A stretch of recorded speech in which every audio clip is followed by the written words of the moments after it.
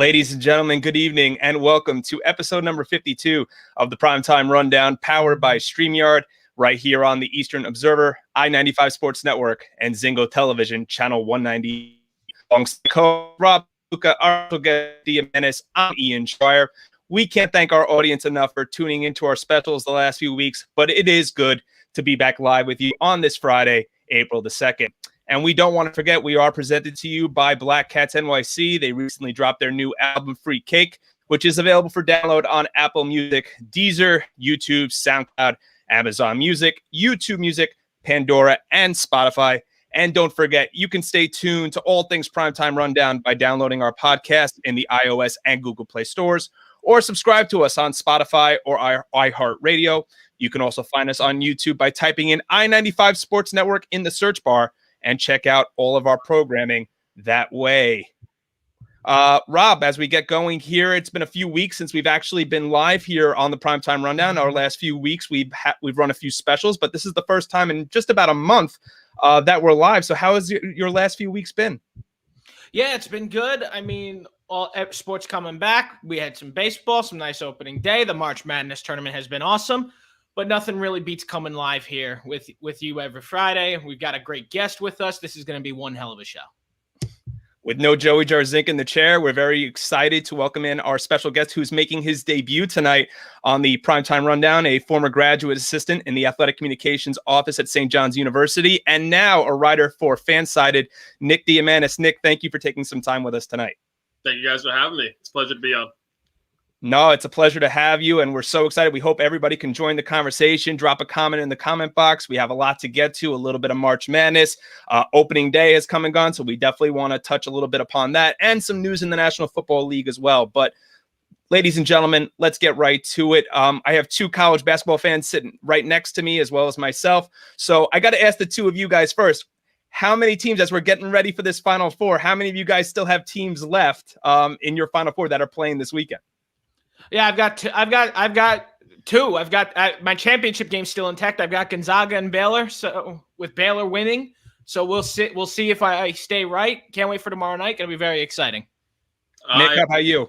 I only have Gonzaga left. I had Ohio State actually in my Final Four, so that ruined the majority of the tournament this year. I had Alabama in my other side facing Gonzaga, and I also had Illinois going to the Final Four. So pretty rough this year, but I honestly think, the more unpredictable the Final Four and the tournament is as a whole, the better it is for everybody watching. So I'm not too upset about anything. So Loyola, Chicago, and UCLA aren't making your life very easy right now. Yeah, it was funny. I was having a little dashboard meeting with the people at Fansided, and I knew that Loyola Chicago was going to give Illinois its toughest time in that side of the bracket, and let alone I was correct there. I just love the way that they matched up against Illinois. I thought Krutwig and was going to be, an incredible matchup with Cockburn. That whole team just played so well that game. It was unfortunate that they couldn't bring that in their next round. But it's been an incredible tournament so far, and I think tomorrow is going to be, it's going to add even more to that.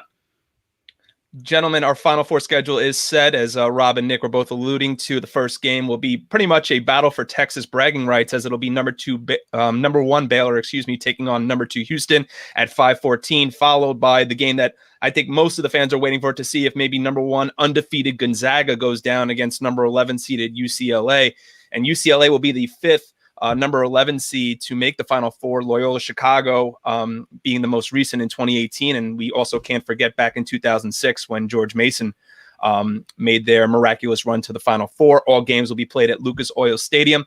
Nick, I want to start with the newbie here because I want to ask, just knowing your college basketball knowledge, is there anyone at this point, in your opinion, that's left between UCLA and the winner of the Baylor-Houston game that can stop Gonzaga at this point?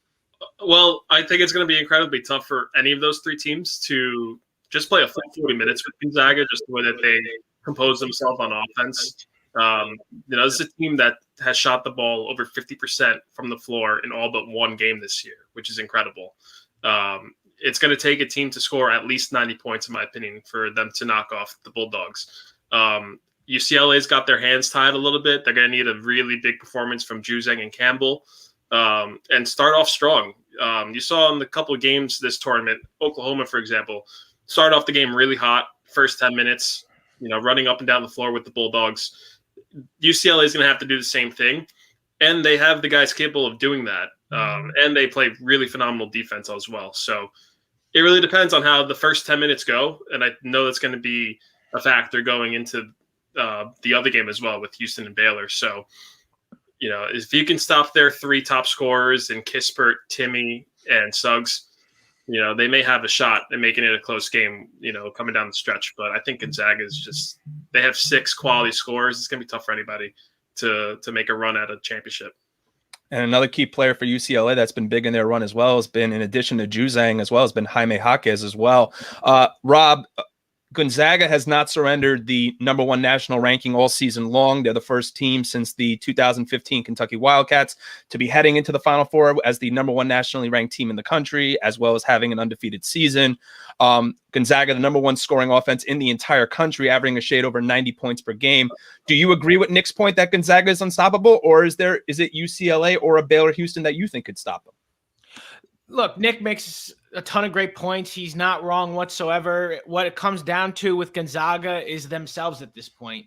Can they finally overcome what I guess at this point can be considered the Gonzaga jinx, where they had teams in the past that were considered to be championship worthy, and they just couldn't even remotely sniff it. They always found a way to choke in the tournament, but now they're finally in the Final Four again, and it's going to be very interesting to see what will happen. I think that Gonzaga is definitely going to win this game against UCLA. I personally have Baylor beating them in my bracket. I don't know if that's actually going to happen. As Nick said, Baylor's going to have to bring their offense if they want even a remote chance at this, because Gonzaga scores at will. It seems like they could, if they were to go down 10, as we saw in the their conference championship game against BYU. They were down big, and then they come back and they win by double digits. So it's a team that is resilient. This is the best Gonzaga team ever, if you ask me.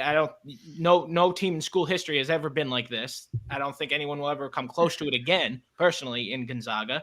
But I think overall, I do see Baylor being able to do it. I think Gonzaga's just gonna. It's hard to break. It is very tough to break a curse, and I think it's gonna live for one more year.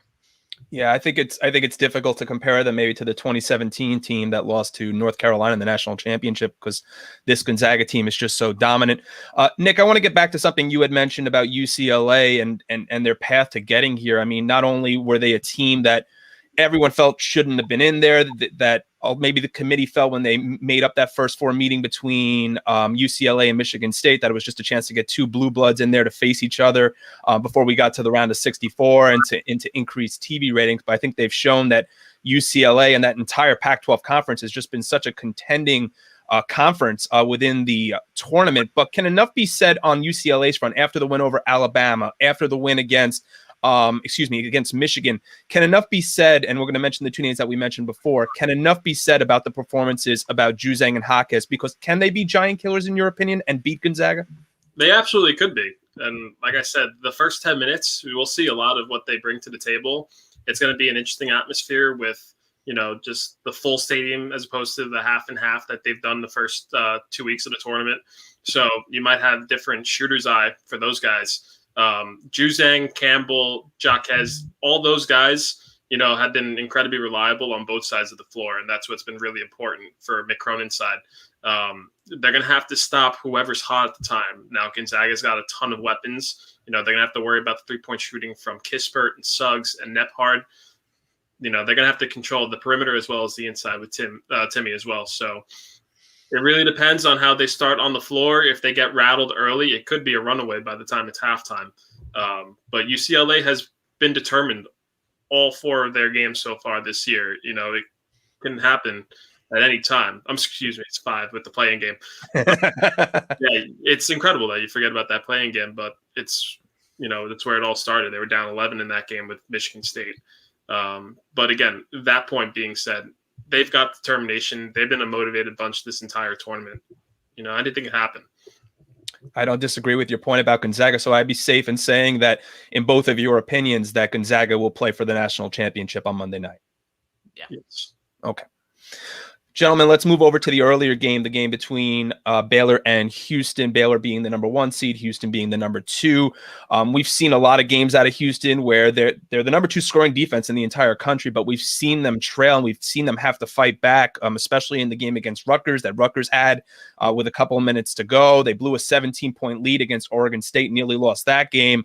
So as I said, they do have that number 2 scoring defense going for them, but Rob, is it a stretch to say that this is Baylor's game to lose, though? It's not necessarily a stretch. Baylor's obviously the favorite here, but Houston's been getting underappreciated, underrated, underlooked all season long. A lot of people did not have Houston in the Final Four. I know I certainly didn't. I thought Oklahoma State was going to do it, and they were upset in round number 2. So it's going to be interesting to see. I mean, Houston played hard teams outside of their first game against Cleveland State, but after that, they had some really tough battles. They had a tough battle against Rutgers, managed to come out of that one alive, and onwards after that, it's been dogfight after dogfight. Houston can keep up with any team in the nation, and I would include Gonzaga in that because they're just so feisty. They're just so determined.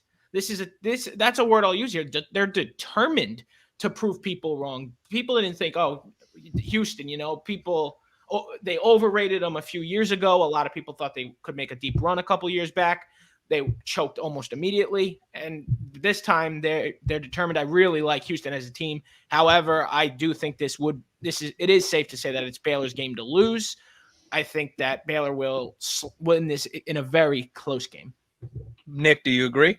I 100% agree. I think Houston could easily come away with the win tomorrow against Baylor. This is a team led under Kelvin Sampson who had to basically struggle and claw its way into actually playing games during the regular season. This was a team that basically had every guy catch COVID at one point and had so much trouble trying to get a string of 3-4 games in a row consecutively within their actual schedule to start the season. So this is a team that's been able to deal with a lot of adversity in 2020 and including 2021 as well. They have the guys on the roster. They have leadership from Giroux and Grimes. Gorham has been a great add in their starting lineup so far as well.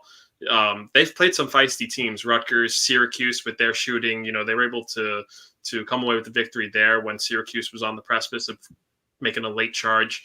They got the guys to make a very interesting game out of the Baylor game tomorrow. It really depends on, their defense down the stretch. If they can play defense like they did against Rutgers and Syracuse in the second half of those games, then Baylor's going to have to really bring on their offense because they did struggle a little bit in their game in the first couple of rounds. They had some opportunities where they could have went on 15, 20-point leads and held their opponents to within 10 for a majority of the second half. So it could be a very streaky team at times, Baylor, but as long as Teague and Butler are leading the team and having an offensive efficient game, then Baylor should win. But this one will definitely be a closer game than the one following that one. So Nick, for your prediction, who do you have winning this Baylor-Houston matchup? I think Baylor's going to squeak by. I think it's going to be within 5 points, though. And I wouldn't be surprised if it needs more than 40 minutes. Wow. So both Rob and Nick agreeing that Baylor comes out on top, but probably by no more, or should say maybe within 10 points, at least within 10 points. So gentlemen, based on that, I was going to say who's in your national championship, but it appears to me that based on your predictions, we have 1 seed versus 1 seed, Gonzaga and Baylor. So Rob, I want to start with you. Who wins it all on Monday night and why? Yeah, a little boring, but tried and true. One seed versus 1 seed, the 2 best teams in the country. A matchup we were robbed of because of COVID early in the regular season. It was so unfortunate. That was supposed to be the game of the year, essentially a championship preview early on in the season. We didn't get it. So what better way than to do it right here, right now on Monday? Again, with 2 of the best teams in the country, 2 very offensive proud teams. I'm going to stick by my guns and say that the Baylor Bears are going to manage to find a way to win the national championship, Wow. cut down the nets. It's going to be a battle, though. And as Nick said with the Baylor-Houston game, I wouldn't be surprised if this championship game needs more than 40 minutes as well. It can get down and dirty. It's going to be a fight to the finish. So, Nick, are we looking at another team that doesn't go undefeated? I'm gonna quote my one of my favorite commentators in Lee Corso and say, "Not so fast, my friend." I was hoping that would be used tonight.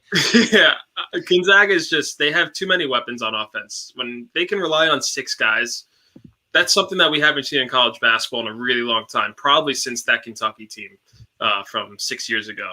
It's going to be incredibly tough for UCLA to play a full 40 minutes with Gonzaga, and then to ask Baylor or Houston to do the same thing 2 nights separated from the semifinal matchup. It could be, little too much rest for Baylor and Houston to come into that championship game with potentially Gonzaga. I think as long as Timmy, Nephard, Kispert, and Suggs are on their game, they shoot over 40% from the field.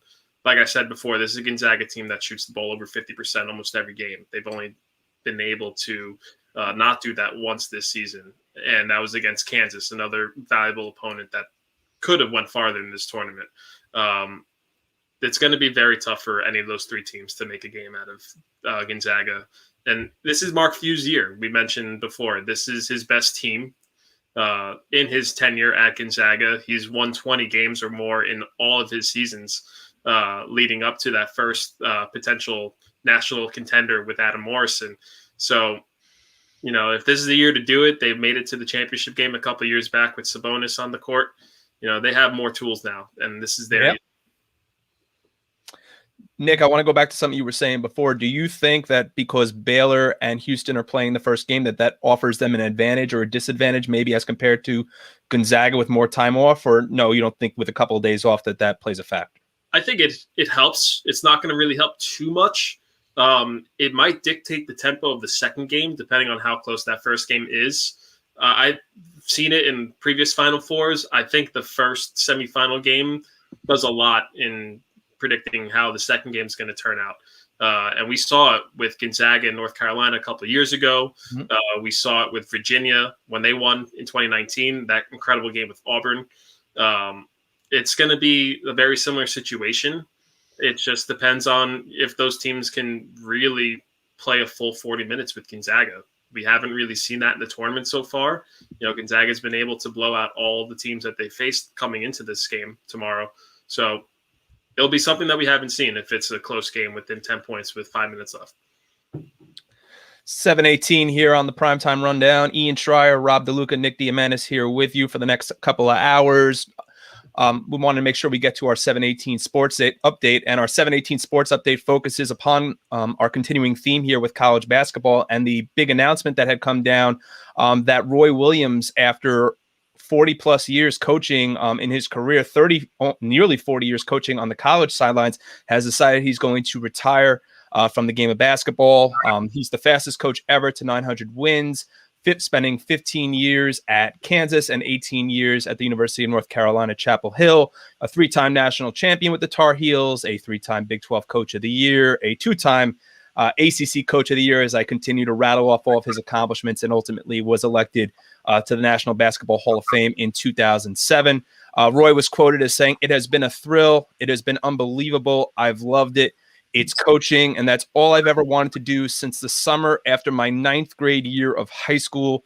No one has ever enjoyed coaching like I have for 48 years, end quote. And then just to add and show the class that happens between the two Tobacco Road rivals, Duke men's basketball tweeting out just yesterday, salute to UNC head coach Roy Williams on a legendary 48-year career. All respect. Thank you for all you have done for the game, our league, and the greatest rivalry in sports. Again, just great class there from the Atlantic Coast Conference, and especially the two rivals, the two bitter rivals that are just separated miles apart between Duke and the University of North Carolina. Rob, let's start with you here. Your thoughts initially when you heard this news that Roy Williams was stepping down and going to retire from the game. Yeah, I mean, what more can you say except legend, really? I mean, this guy is college. basically is college basketball. He's one of the first coaches you think of, easily in the I'd say top 3 coaches you think of when it comes to coaching. You think of Jim Boeheim, you think of Coach K, you think of Roy Williams. That's pretty much where it's at there. And honestly, what a great career. A lot of national championships, a lot of appearances. This was a very strange year for UNC, obviously. They were not quite the same powerhouse that they were, and they exited the tournament in round 1. Obviously not the way he wanted to go out, but at least he went out on his own terms. He went out his own way.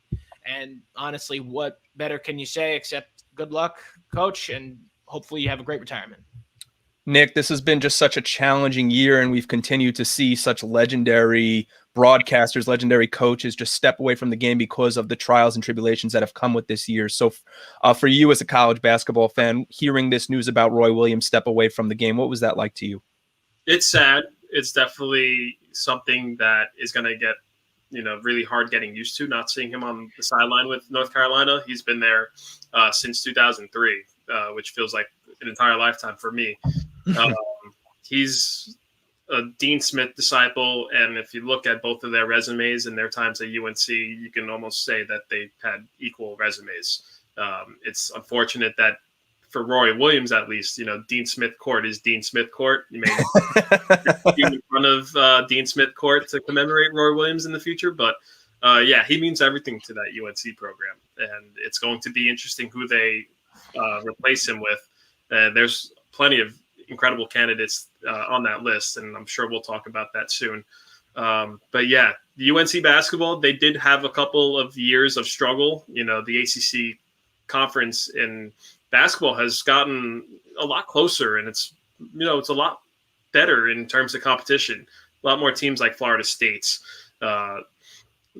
Syracuse being involved in the mix, making this not just a 2 or 3 team conference anymore. And it's been tough for all those teams in that conference to really, have a full schedule of ACC competition from January on to deal with. And I know that Coach Williams is definitely going to look back and be very proud of the work that he's done, and including his national championships. Those teams, you can obviously put them in the top 10, top 20s of all-time teams. It's going to be incredible to see how UNC goes on for the future without Williams. Yeah, you don't forget about any of the championships that he won, even though that Roy Williams did not win a national championship in his time at Kansas. His last year at Kansas was the year that Syracuse won the national championship with Carmelo Anthony. And then he went on to win Roy Williams the following year to UNC and began that long tenure coaching such phenomenal athletes to national championships from the days of Rashad McCants to Theo Pinson and right on down the list, and all the All-Americans he's just had the pleasure of coaching. And we just wish here on the Primetime Down Roy Williams all the best and congratulations on just such an exceptional career. But going back into Nick's point, and I'm just going to point this question at Nick for the moment here. You had said that a long list of names, running down to replace Roy Williams at North Carolina. Who's at the top of that list for you to replace? I think it's going to come down to 2 obvious names, 2 guys that have ties to UNC. One is actually an assistant coach. That's Hubie Smith. This guy has been his associate head coach for a long time. It's definitely going to come down to him. I think Wes Miller from UNC Greensboro is another great name to add to that conversation too. Another UNC product. He knows what it means to bleed Chapel Hill, North Carolina. So if UNC wants to go in that direction with someone who has lineage to the program, I think both of those 2 guys are obvious candidates. You can look across the country. I know that you can kind of poach different coaches from different conferences. I know Rick Pitino is the name that everybody wants to see move from Iona to see if he can get another chance at another reputable Power 5 conference team. I don't think UNC is going to make that call, but we saw Oklahoma and them hiring Porter Moser earlier today, another popular name. I'm sure he would have been considered in that candidate list as well. They can hire whoever they want. UNC is a top 5 national basketball program. It would be asinine for any coach coming into that candidate to basically say, no, I don't want to coach here. No one's going to say no to that opportunity if they're asked. We've seen a lot of coaching changes over this last week, really, last 2 weeks. One Nick just mentioned, which really just came down the pipeline an hour ago, which was that Loyola Chicago's Porter Moser has agreed to take a 6-year deal to be the next head coach at the University of Oklahoma. Chris Beard, the head coach at Texas Tech, has now agreed to go to his rival school to become the head coach at the University of Texas, which now leaves me to talk to my two Big East gentlemen right here about the announcement of Shaka Smart to Marquette. And he is a Wisconsin native. He left the University of Texas, with 2 years left on his deal at a little bit over $3 million average annual value. As I mentioned, Chris Beard's going to take over as the head coach, formerly of Texas Tech. And he was citing, this was Shaka Smart, as saying that he was happy not just to go home, but he was happy that he was going to a school where basketball was going to be the main sport, vis-a-vis the fact that Texas has football and Marquette does not. Shaka leaves the University of Texas with a 109-86 record in 6 seasons. But going back to Shaka's point about saying that he's going to a school that's basketball only, I think Kevin Durant would have a slight disagreement for him about saying that Texas may only be a football school. So, look, this is a guy who seems to win wherever he goes. Shaka, from VCU to Texas, now to Marquette. Is this a thumbs up or a thumbs down for Shaka at Marquette? It's definitely a thumbs up for Shaka. I don't know how much about Marquette though. It's interesting. His kid's name escaped me, but the day that he gets announced, a kid enters one of their best players enters the transfer portal. I can't remember his name off the top of my head, but it was literally same day within 3 hours. It was insane. I was like, well, that's not a good start to the Shaka era.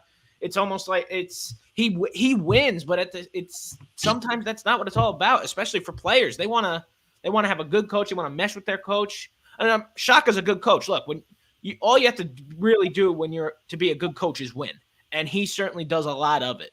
Obviously, not even remotely the kind of tournament he wanted to have with Texas this year, getting upset in the first round by Albany and Christian. But nonetheless, I mean, when you think of Shaka Smart, for me personally, I think you remember his miraculous run with VCU in the tournament. Sure. About, what was it, 8 years ago now? My God, we are getting old. So that's what I think of when I think of Shaka Smart. I think of that miraculous VCU team, incredible run.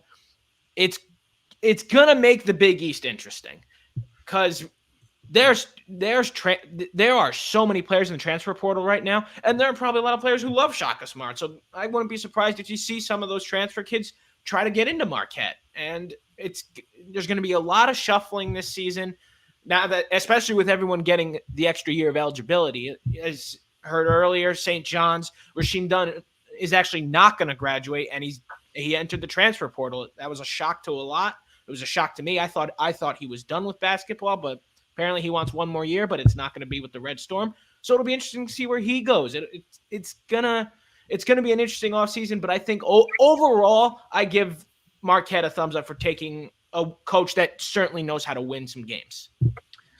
Nick, Marquette has been no doormat, especially since their start in the Big East Conference. Over the last 7 years, they've been coached by a Coach K disciple and Steve Wojciechowski. But this is a team it was such a down year for the Big East, at least from the perspective of the Midwest. I mean, aside from Creighton, Marquette had a down year. Butler had a down year. Both teams didn't make the tournament.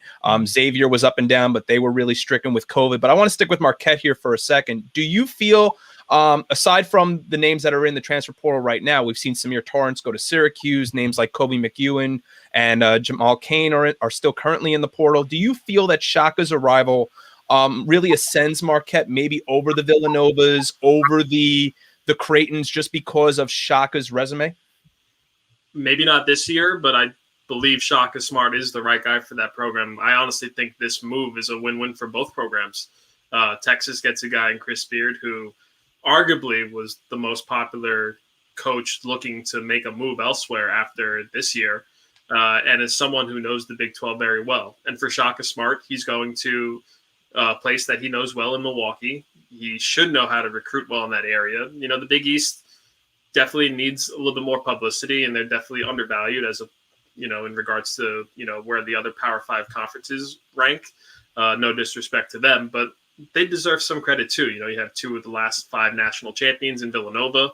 You have incredible talent at Creighton and all these other schools within the conference. So I think Shaka Smart knows how competitive it's going to be coming in, and I trust him to recruit well in that area. Like I said, he knows what kind of style the Marquette fans like to see. It's going to be a lot different from what Steve Wojciechowski had prior to this hire. So we're going to see a lot of different things come in within the transfer portal. You know, it's been an incredible last 2 weeks seeing guys announce that their decisions are going to be going to schools elsewhere. You know, St. John's is a victim of it. We have the most transfer portal players right now at 7.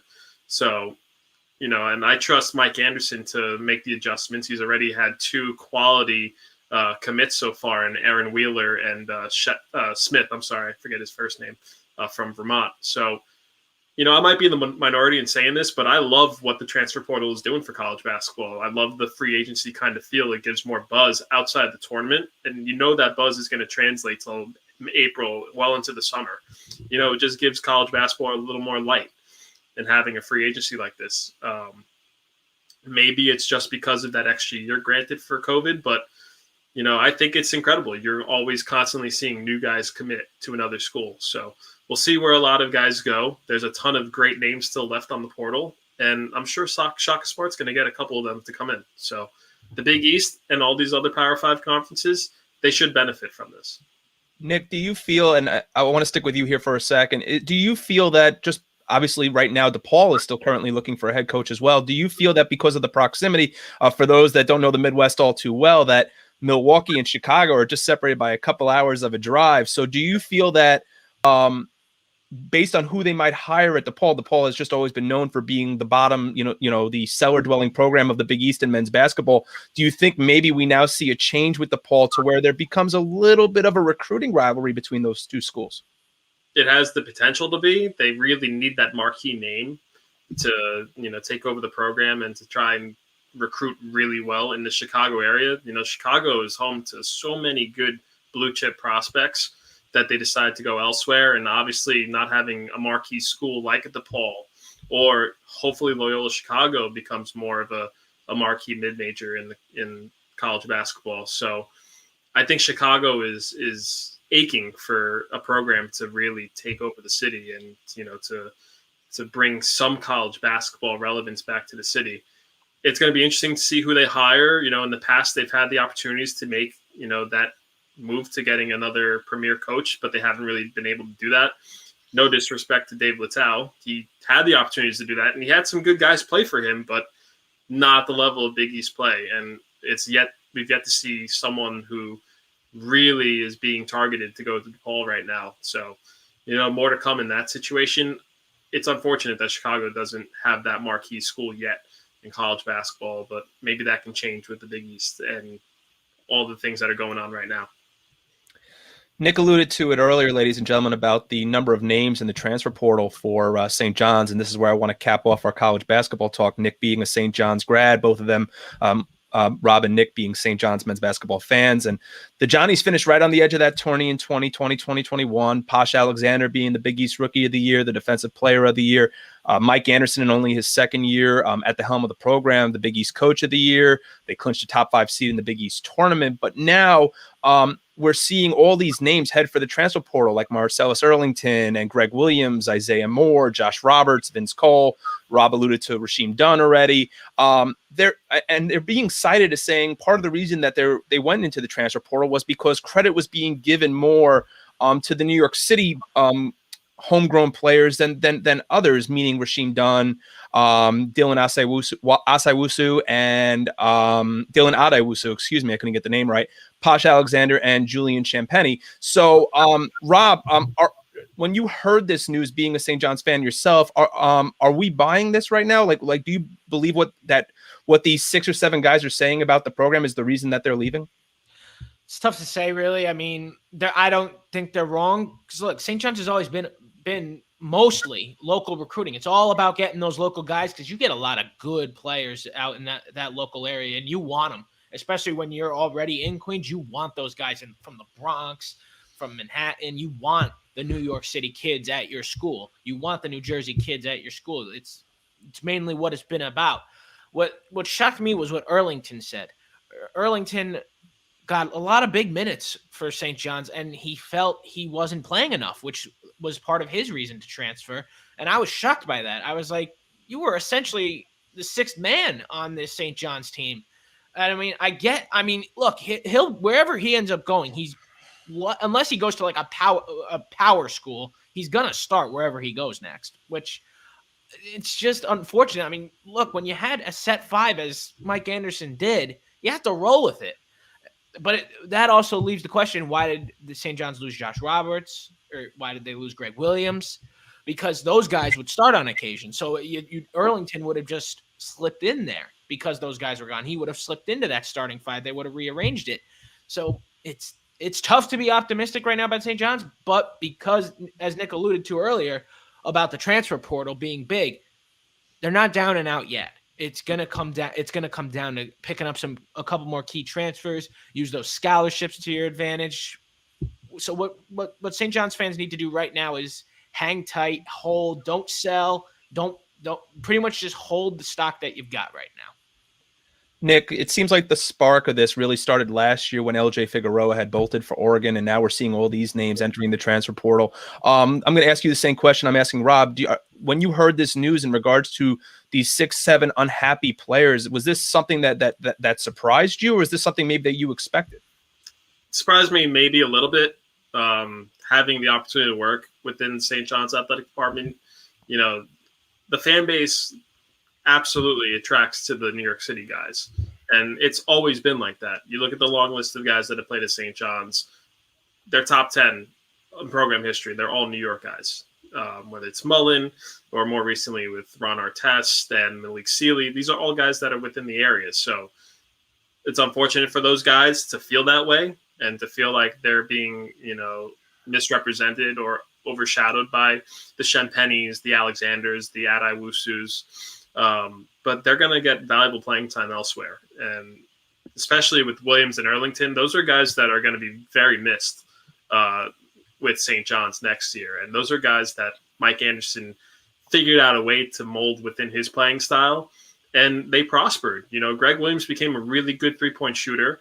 Marcellus Earlington proved to be a very good stretch four who could also shoot from behind the arc and was a guy who was very reliable in staying on the block and getting some offensive and defensive rebounds for that team, something that they really, really struggled last year.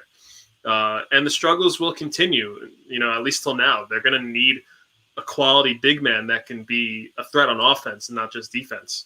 Aaron Wheeler could be that guy, but he's still undersized at 6'9". He's not going to be a 5. He'll be a stretch 4. For now, you really have to see what Mike Anderson's going to do in this transfer portal. That's a huge need that they're going to have to prioritize in the next coming days and weeks. But for right now, I think St. John's is still in a good place. You still have the possibility of Shenpenny coming back. He's going to test the draft waters. He didn't sign an agent. So I really think he's going to need another year in the college ball ranks to really elevate that name. It was a shame that he didn't get Player of the Year accolades within the conference. He rightfully was in that conversation with the Mamus and the Robinson Earls. He definitely was a top 3 player in that conference, in my opinion. So he could be that main guy at St. John's and potentially win the award next year if he comes back. So as long as you have those glue guys, St. John's could be a very reputable program in the Big East. Hopefully they make that climb and make it in the tournament in 2021. I'm going to play devil's advocate here for a second, Nick, and I hate to do this to the St. John's fans that are watching or listening, but let's say Julian Shenpenny does, in fact, bolt for the NBA. So after being so close to that NCAA tournament bid this year, what does that mean, especially, and you brought it up already, but I want to elaborate on it. What does it mean for Mike Anderson and his potential future in his third year coaching for the Red Storm? Well, it's going to get a lot tougher for Anderson and his coaching staff. If they don't have Shenpenny coming back, they're going to have to rely on Alexander and Adai Wusu on both sides of the floor for now. They definitely lost some key glue guys in their B roster, guys that came off the bench and gave some really good minutes. So it's going to be very interesting to see what they do. St. John's fans are hoping and praying that he decides to come back. And it's a move that plenty of St. John's guys have made in the past. Mustafa Heron, LJ, They all did that. They all basically said, we're going to see what we can hear from these NBA scouts and see if we have the game to make that transition. What they heard wasn't what they wanted to hear, at least until that point, and they came back for another year, in LJ's case too. And right now, anything could happen. All these teams are suffering, losses with the transfer portal. Obviously, St. John's a little bit more than others, but every team is going to look very different next year. And it's going to be something that is going to be very, very fun to watch in the fall of next year. So my message to St. John's fans, just stay positive, stay optimistic, and then hopefully, they get some more guys to add to that roster. DeLuca, your closing thoughts on Mike Anderson heading into year 3 coaching at St. John's? Yeah, I personally believe Champagne will be back, so I think that'll really help cement the core. I think he's essentially going the route Shamori Pons did. He tests his name now, and then he's going to bolt next year for the NBA if he has just as good of a year as he did this year. So, because if he has as good of a year as he did this year, he's going to win Big East Player of the Year. There's no question in my mind. But I think for Anderson, it's just important to keep recruiting these local kids, try to woo some transfers. But overall, as long as Champagne is back, because Posh Alexander, very good. There's a reason he's Big East Rookie of the Year, but the pressure wasn't necessarily there because of guys like Champagne. So if he has to do it alone, it's going to be a lot tougher. But I think for right now, Mike Anderson is definitely safe. He's gonna really do something special with this team in year 3. I mean, look, he got a 4 seed with a team that was maybe supposed to be middle pack, and they get top 4. That's incredible. So I think give it a little time. Preseason ranked 9. Exactly. Hold your stock is pretty much is something I'll say again. Just hold your stock, St. John's fans. We're not dead yet. I actually wanted to, just talking about recruiting classes, I really wanted to jump in with the two of you. This wasn't on the prompt tonight, but I'm kind of catching you got boys off the cuff, but I really want to get your Big East knowledge on this. And we see a name like James Bouknight declaring for the NBA draft. I think we all figured he was going to, but considering the early exit for UConn this year in the NCAA tournament, the fact that now 2 years, and I don't think we've seen the success that we've expected to right away in the tenure of Danny Hurley as the head coach at UConn. Both of you guys, whoever wants to chime in first, are we a little concerned, even though they're supposed to have a top 3 recruiting class coming in next year? Are we a little concerned about the future of UConn? No, I don't believe so. I think this team is going to be fine. Look, that's March. The fact that they left in the first round, that's quite literally just this is March, all caps. That is literally the tournament. Anything is possible. Oral Roberts proved that. The fact that Maryland upset them, it happens. And Maryland was not given enough credit, first of all, myself included. I did not think they were going to be that good. I did not think they were going to run like that. But crazy things happen in March. But there is nothing to, even with Bouknight leaving, there is nothing to worry about with UConn. Nick. And I would even say a 7 versus 10 isn't really, an upset in regards to UConn at 7. Those two teams were, coming in a coin flip for most people's brackets. Essentially 2 very equal teams that, if they play a 10-game series, they equally could have won 5 games. And Bouknight, when he goes to the NBA, when his name is called in the draft, he's going to be a first-round draft pick. He's got the quality. He's got the potential to be, a pretty reliable guard in the NBA. And Coach Hurley is just going to keep recruiting guys like that. He's going to make sure that he knows that Northeast, that New England recruiting wire pretty well. And he's done well so far. And the names, as you said, top 3 recruiting class coming in, the future is bright in Storrs, Connecticut. And right now, with the Big East going to have a different landscape going into 2021, could easily be a top 3 program coming in. I guess my follow-up to that would be is just somebody like Danny Hurley, who exudes such confidence about himself, even, in a press conference saying, you better come and get us soon because we're getting hot and we're getting hot at the right time. And he just exudes such confidence that even, I guess, going back to his days at URI, and he succeeded and really just dominated the Atlantic 10. Maybe it's a little bit naive on my part to feel that when they decided to move from the American back into the Big East, that I thought he would just dominate. Was I wrong in feeling that way? No, I don't think so. I mean, look, Ian, we discussed this on an episode like I don't know, 30 something. We've been doing too many episodes, but nonetheless, no, you were not wrong in saying that, because all three of us expected UConn to be near the top of the Big East, and for a couple years to come, we expect them to be there, and I see no reason why they still won't be, because this team, aside from Bouknight leaving, there's really not a lot of changes happening at UConn. The core is roughly the same. So yes, you're losing your best player, but that happens. You still have the important thing is having the solid depth to back it up for when these type of events occur. And UConn definitely has that.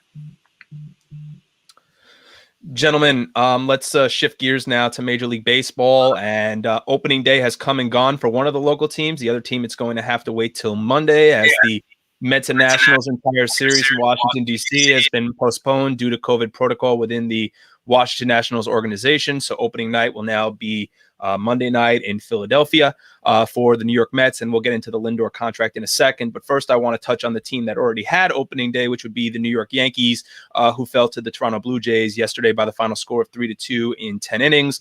Randall Grichuk supplying the go-ahead RBI double that came in the 10th inning. Rob, I want to start with you here first. Garrett Cole, 5 1/3 innings pitched, 2 runs, 8 Ks over 97 pitches. Something we've become so accustomed to seeing of him, not even just in a Yankee uniform, but also in an Astros uniform.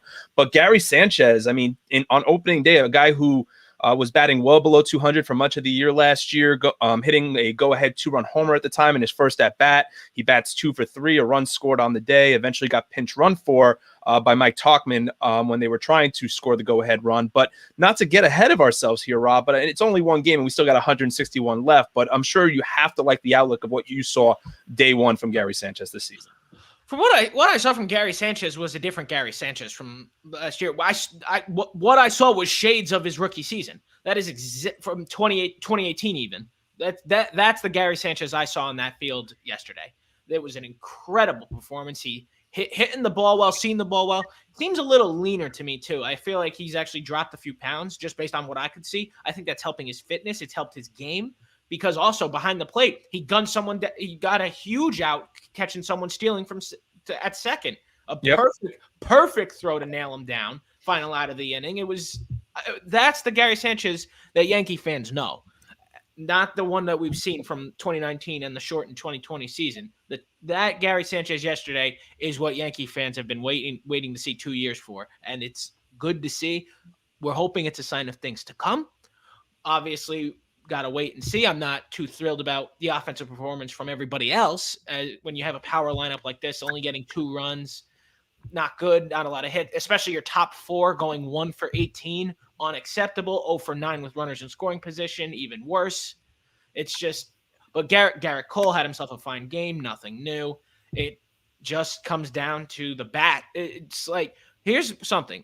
For the past 2 years, people are like, oh, well, the Yankees never addressed their pitching. How about never getting a hit in the clutch? All right. Because that's been a Yankees problem for a while. And that showed yesterday. They had multiple opportunities to win that game in 9 innings.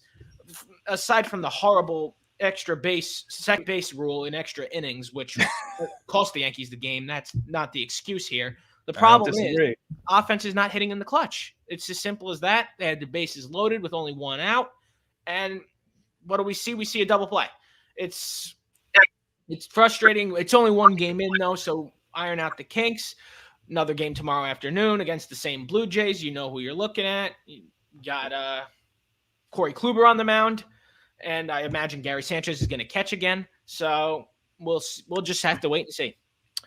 The double play that you're talking about occurred in the 7th inning with the game tied at that point 2-2 and bases loaded, 1 out, and Judge ahead 3-1 in the count and grounds into a 5-4-3 inning double play. But Rob, you made a great point in terms of the big boppers in the lineup. The 1-4 hitters yesterday for the Yankees, that's DJ LeMahieu, Aaron Judge, Aaron Hicks, and Giancarlo Stanton, a combined 1 for 18. So Nick, I leave this on your shoulders here a little bit. It's 1 game, but after the postseason, Stanton had especially, I mean, I don't want to get too far ahead of myself, but I'm sure just seeing what you saw on opening day had to have been a little bit of a cause for concern at 1 for 18.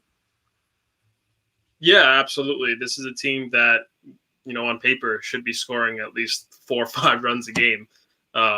Garrett Cole did a great job proving on his end that he can really, carry this team as long as he's got the ball in the bump. But we need to see more from guys like Stanton. Judge had the opportunities to really break open the game, and unfortunately, he hit it right at the third baseman in Biggio. Made a good double play turn.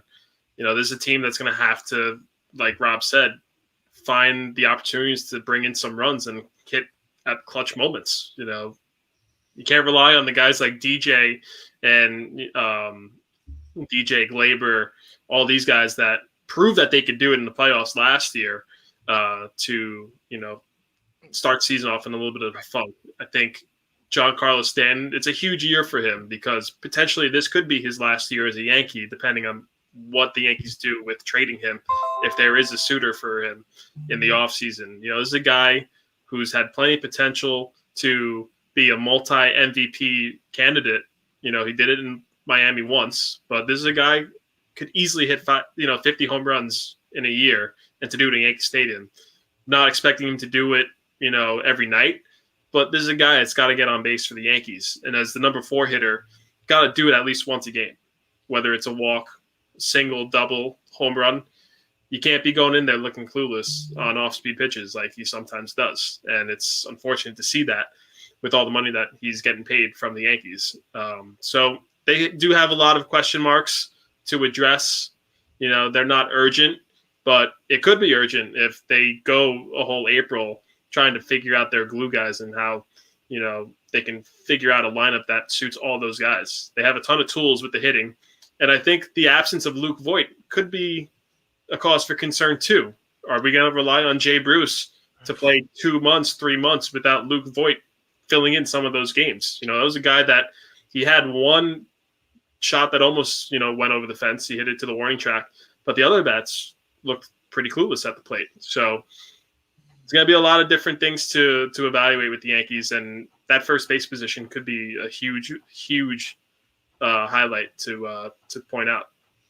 And another piece of it too is the fact that right now, when you look at the Yankees 7 through 9 hitters, Urshela didn't have a good day yesterday. Jay Bruce didn't have a good day yesterday. But you know what? It's one game, and you don't want to put all that stake into it. But Luke Voit, as we know, had a very big year for the Yankees last year. He led the team in home runs, and he was just a driving force for that offense, and them scoring all the runs that they did, and especially playing 81 games in a hitter's ballpark like they do. But going back into the 10th inning as a whole, obviously the Blue Jays got to start with the inning with a runner on second, and then we saw the Yankees got to start the bottom of the 10th down a run with a runner on second with a chance to tie the game, and we saw not the Yankees big bopper strike out once, not twice, but in fact 3 times. And I feel like another piece that we have not mentioned about the Yankees yesterday is the fact that they really have some injuries in the back end of that bullpen leading into Aroldis Chapman.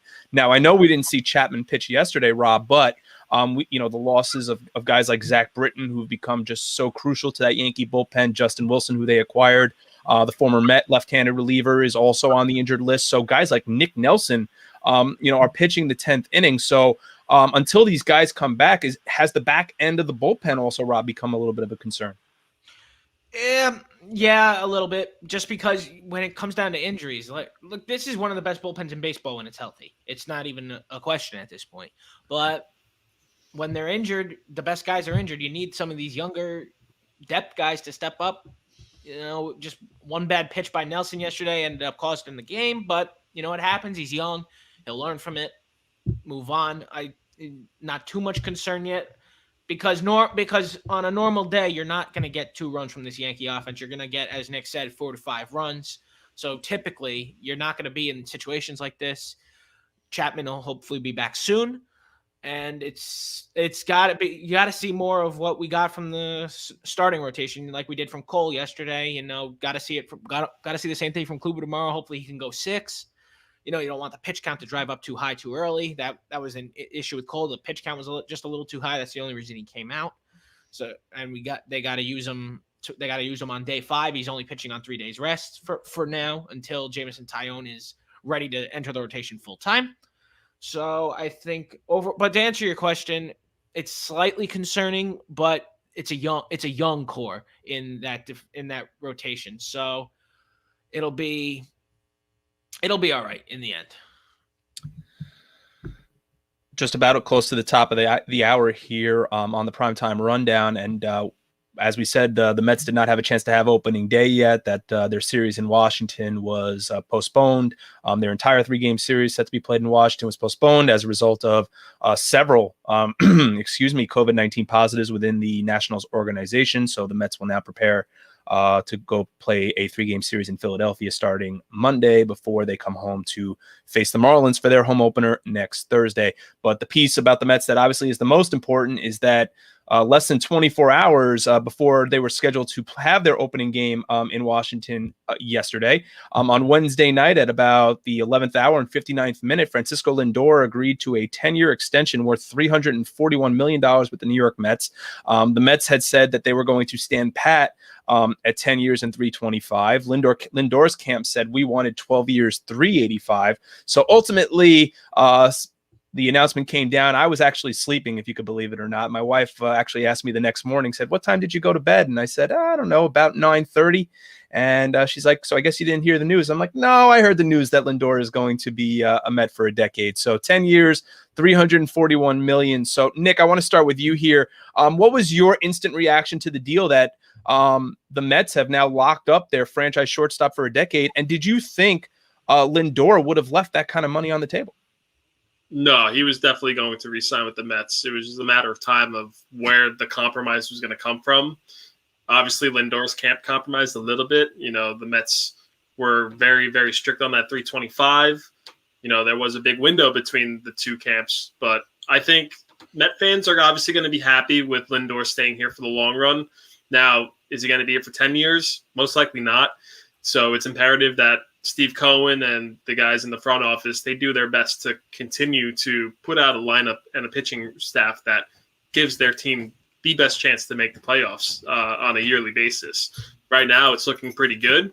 We've yet to see them play a regular season game so far, but what you see on paper is a team that should make the playoffs, most likely should win the NL East if everything goes well throughout the year, if they can stay healthy, if the guys like DeGrom, Syndergaard, Stroman, they can be the quality pitchers that they're depending them to be.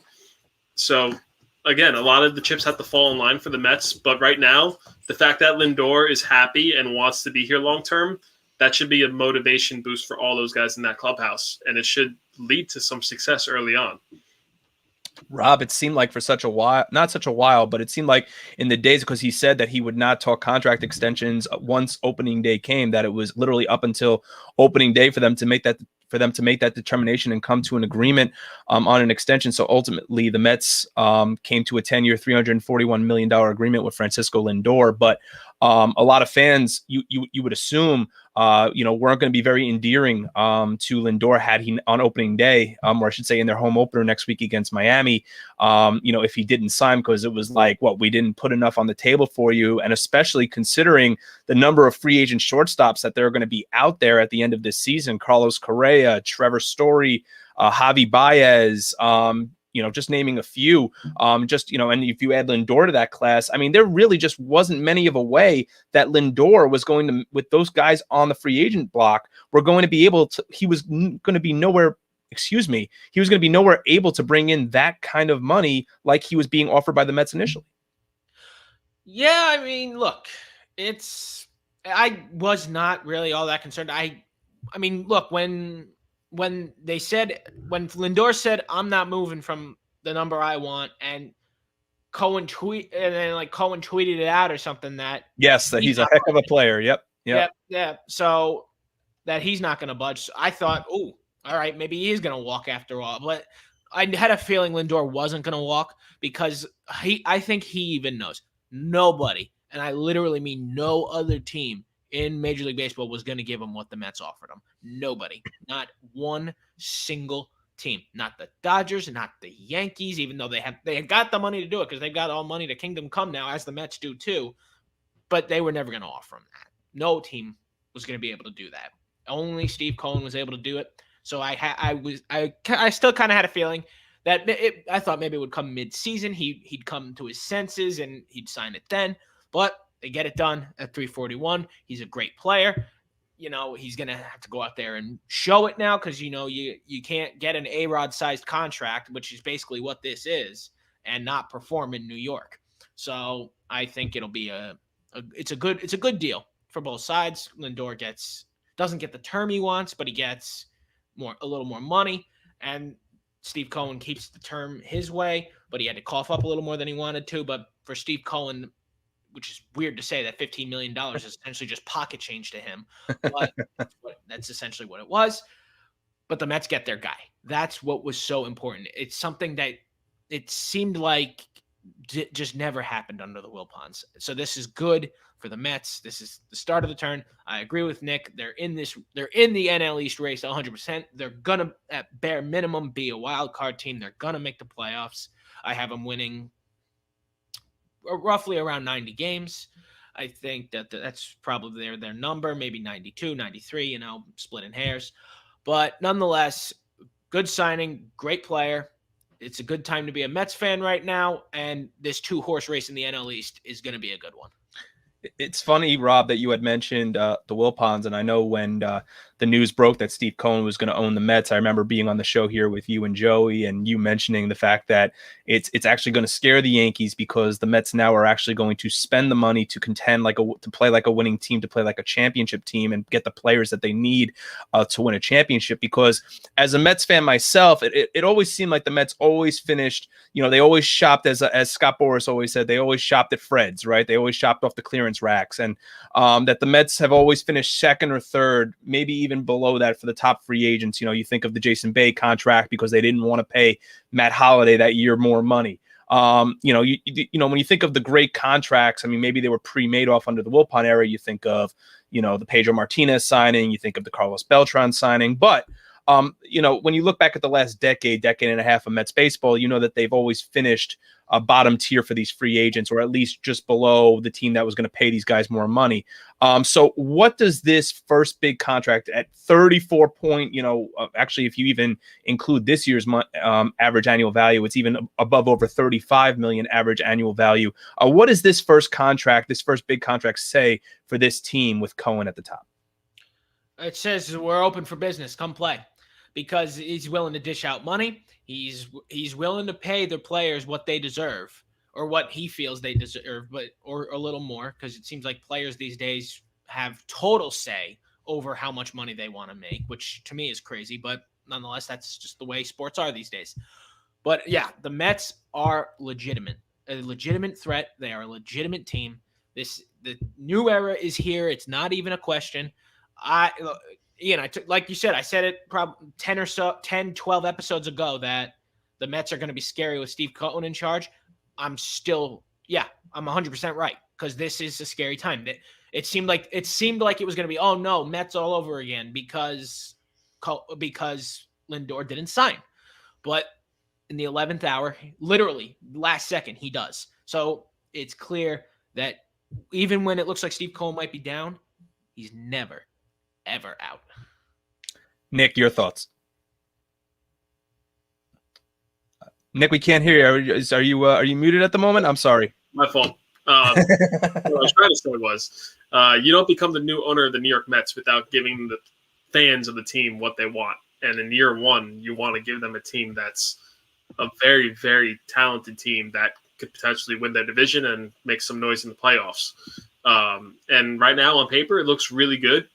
Lindor signing long-term should be a very positive sign for the guys like DeGrom, Alonso, all the guys that you would figure to be, face of the franchises for the foreseeable future. So Cohen hasn't really done anything wrong, in my opinion, since he's taken over the helm.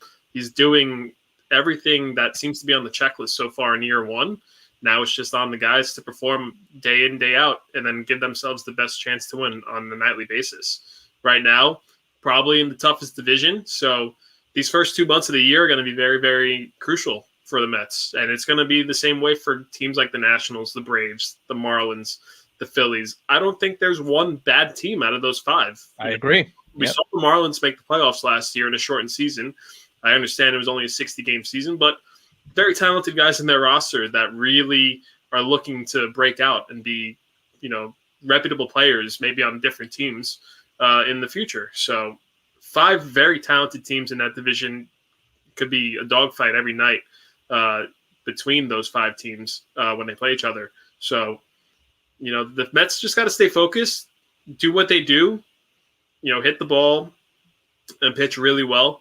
They should win majority of their games. And right now, best pitching rotation in the league by far, in my opinion. So a lot to look forward to if you're a Met fan.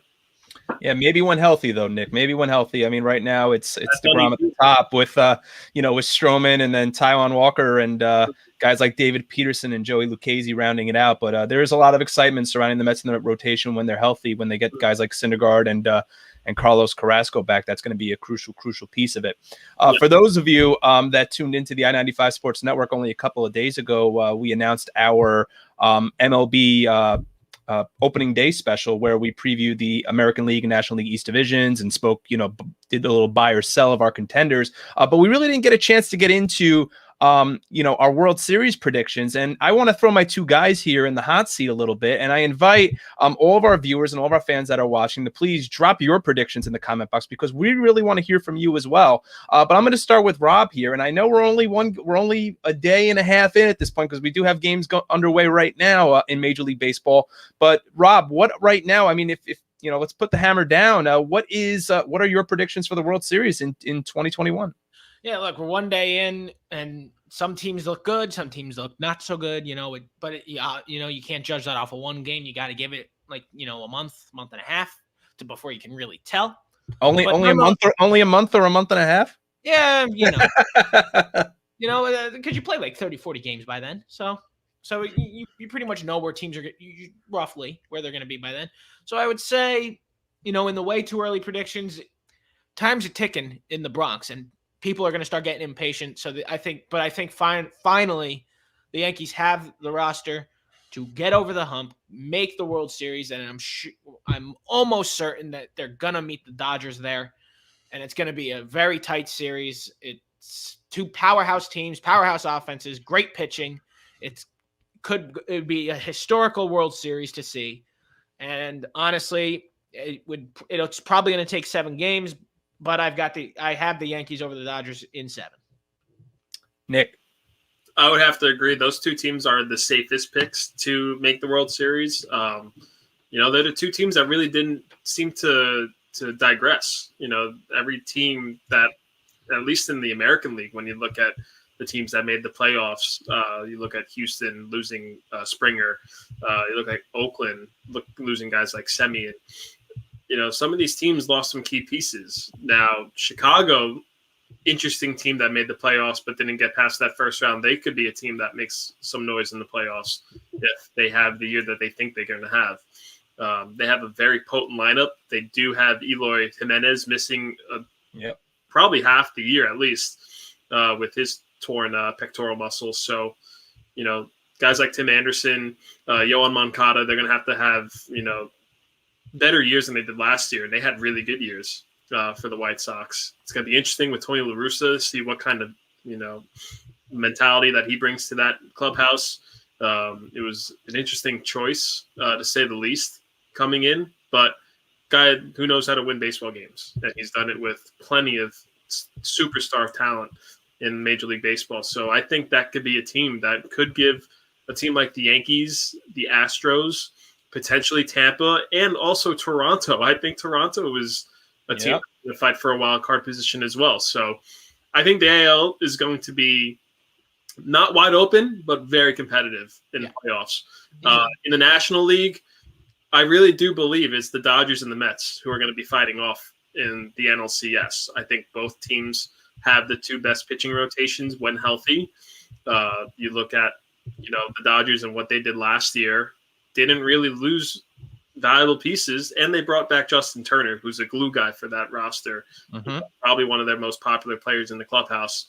So they've kept their identity heading into this year, and it's their year to win it again. To be honest with you, they should be the clear-cut favorite, and obviously, if you look at the Vegas odds right now, they are the number 1 team to win it all again this year. And if things go well, they stay healthy, Corey Seager hits the ball like he did in the playoffs, and Cody Bellinger somewhat makes a comeback and, is more consistent.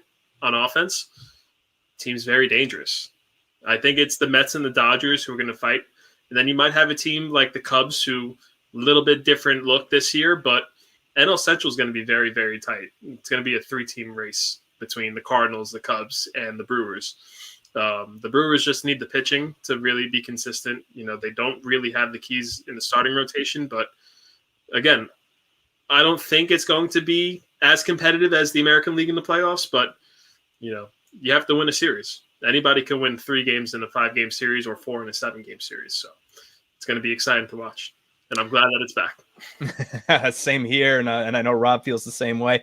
But I have to ask, I think you left a pretty key team out of there, Nick. What's your take then on the San Diego Padres? So here's the thing. I love the Padres lineup. And in a 162-game season, it's going to be interesting to see how many wins they can rack off. I do think playing the Dodgers as many times as they do is going to be something that's going to hamper them a little bit. It's going to be a little bit of a struggle, but they'll have that advantage going into the playoffs, playing teams that will give them some tough times. Colorado is no slouch, even though they don't have Arenado anymore. They still have Trevor Story and Dahl. They still have some key hitting pieces. And they play in Coors Field, which is a hitter's, a launch pad. Yep. So I think the Padres easily are going to be the number 1 wild card team. I don't know if they're going to win the division in the NL West. But again, it comes down to their starting pitching. Their starting pitching is going to need to be very solid against these. Chris Paddock is going to have a great year. Dinelson Lamet is going to have an equal year to what he had last year.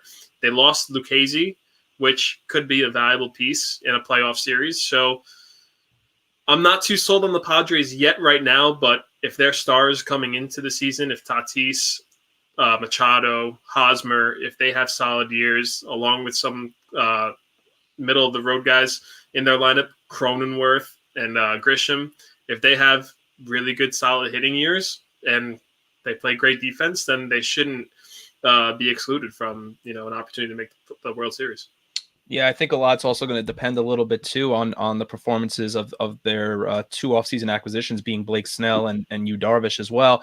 A big piece of theirs when they get him back next year will be the fact how much deeper that rotation is going to get. Once they get Mike Clevenger back, who's coming. We'll see if he can recover fully off Tommy John surgery. But I think those were some really good predictions, fellas, and I'm leaning the same way. I think Yankees Dodgers is the safest way to play it, but I also think right now it's the right way to play it. I think I'm not expecting the Yankees to struggle to hit over the course of 162 games. Yes, I do have some questions in regards to their starting rotation. After Cole, and you hope Kluber can maybe refine his pre-injury form at this point, but after that, there's still a lot of question marks. I mean, what can you expect at this point from Luis Severino? The guy is 2 years removed from playing in a professional baseball game. And then after that, you've got guys jostling for positions. What are you going to get out of Jamison Tyone? What are you going to get out of Jordan Montgomery?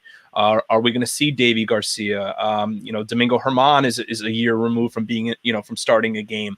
So I think there's a lot of question marks surrounding, and the same thing for the Dodgers too. But look, Trevor Bauer did not have a good spring. I'm not saying that spring training tells the entire story, but that's a piece of it too. And I think, you need a guy like Cody Bellinger, Nick, as you said, to bounce back. And if a guy like Corey Seager can hit like the way he did in the postseason over the course of the season, and he had a very good opening day, there's a lot of good to come out of LA. But that's my prediction for the World Series at this point. But I do want to say, though, that I think that the White Sox and the Padres could be, and nothing to my New York Mets or to the Atlanta Braves, who I think are still the most established team in that National League East, at least right now, just based on the fact that they've now won it 2 years in a row. I think we have to watch out for the Padres and the White Sox just based off of, the hitters that they have. Granted, Chicago is without Eloy Jimenez, but they've got a lot of hitting that can make up for that.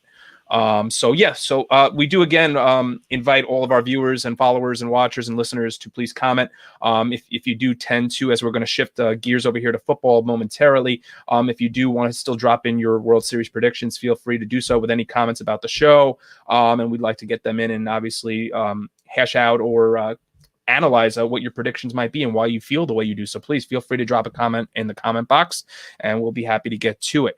All right, gentlemen, let's move over to the National Football League, where the owners have approved the addition. So no longer will we have a 500 record in the National Football League in 2021. We're going to have an 18th week, a 17th regular season game to the schedule. So they'll remove one preseason game, but not to be full college football. The season will still start the second week Sunday of September. Labor Day weekend will still belong to college football, and week 1 will begin the second weekend of September, and that will push back everything, including the playoffs. So now the Super Bowl, which is scheduled to take place in Los Angeles at SoFi Stadium on February 13th now, the day before Valentine's Day. So as a result, with the 17th game now, the NFC East will now actually travel to the AFC East. And as we look down the games, the New York Jets will host Joey Jarzynka's Philadelphia Eagles, while me, Rob, and Nick's New York Giants will travel to Miami to take on the Dolphins.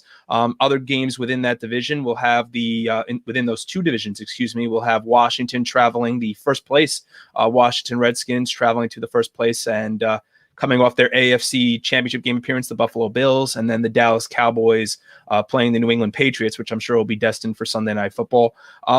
So that will round out the NFC East versus AFC East, and then some other intriguing games on the schedule. You've got on the bottom row there, you've got Green Bay traveling to Arrowhead to take on the Chiefs, which we thought was expected to be the Super Bowl last year. You've got Tampa Bay, Brady traveling to Indianapolis. Usually you would think that's Brady versus Luck, but now we've got Brady versus Wentz. And then you've got the two loaded divisions where you have the AFC North taking on the NFC West, and you've got matchups like the Seahawks and the Steelers, the Rams and the Ravens, and the Cardinals and the Browns. So a lot of exciting games to watch. Obviously, all these games are not going to take place over the course of 1 week, gentlemen, but the 17th regular season game providing a lot of excitement around the NFL. So, Rob, I'm going to start with you here. Your thoughts on what you saw from that schedule? Are you excited about a 17th game, an 18th week to the season? Yeah, I love it. You know what? I absolutely love it. More football is a great time. So you know what? I've always advocated for a shorter preseason, because that's how important guys get hurt when you have too much preseason. So it's better to shorten that a little bit. I would have preferred it to go down to 2, but it's down to 3. That's okay. But nonetheless, yes, I think this is a great move for the NFL, because it's just going to make the playoff race, because it expanded. It only made sense to expand the season by another week. It's just going to make it that much more interesting. It's going to keep fans intact. It's going to be like, it's like, 16 games are down, but hey, we got one more. We got one more shot, because that could just be the difference. Granted, look, it's a good, as you said, it's not going to take place in the 18th week, because those are all interconference matchups. So they really aren't going to affect any like tie-breaking scenarios, really. So we're going to see where they force these out, because, the final week is always meant to be division rival week, which is typically where you find a lot of playoff pushes. Yep. So that's more than likely what we'll see. It'll be interesting to see where they squeeze this in, but overall, no, great move for the NFL. Love it. Couldn't be happier. Nick, your thoughts on this 18th week of football now, and do you think down the road, this has been discussed for such a while now, that we go to an 18-game season, 2 preseason games. Do you think that is more in the immediate future than we think? I think so. It really depends on how the players feel about it. Now, players, they feel like they're being worked up enough as it is right now. But I think the fans are going to love it. Team owners are obviously going to see, more income from it. Another game in the schedule is going to add more fans to the seats. Hopefully, this year we'll see some of those ticket sales be influenced by that. But it really depends on, what the teams are going to be looking at record-wise coming into that week 18. Obviously no fan likes 8-8 seasons. You either want to be above 500 or under 500. It's true. It's just in a league that the NFL, the draft is dependent on where your record falls. That's going to break the divide on where some of these teams are going to be drafted. And I think that's something that's undervalued when you look at this new idea of having 17 games. But yeah, like Rob said, it's going to add a lot more interest to those last remaining weeks ahead of the playoff picture. And, teams like New York, the Giants, and the Jets, they're trying to do their best to be as reputable as possible.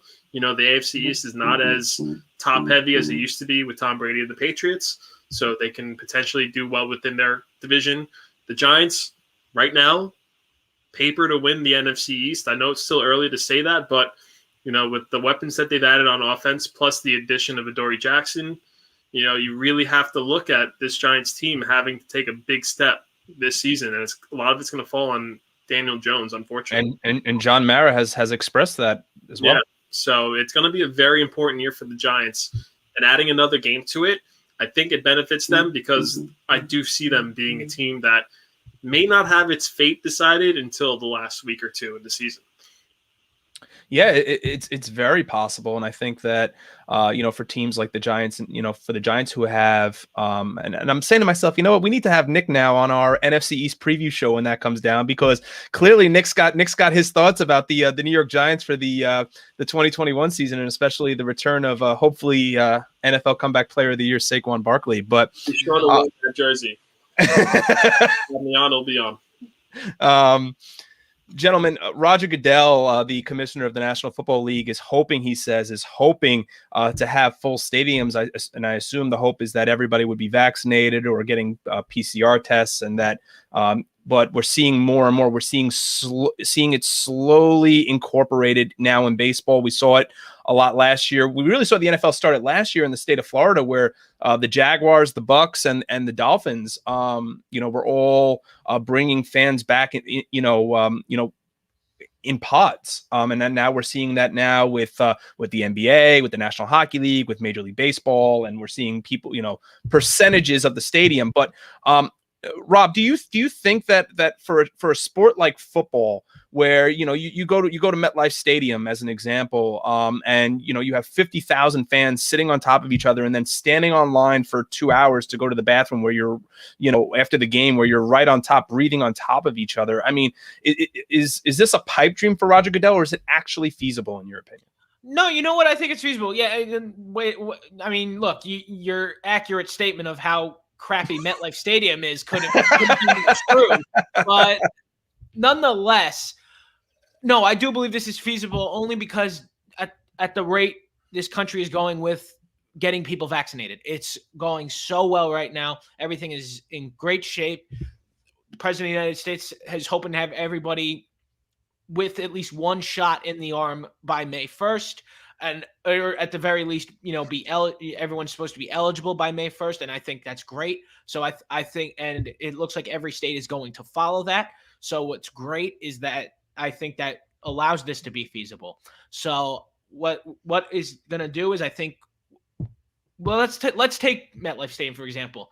It's April 2nd, and they currently have could currently have 30% capacity, which out of 85,000 people is quick math here, if I can actually pull that off. Almost 30.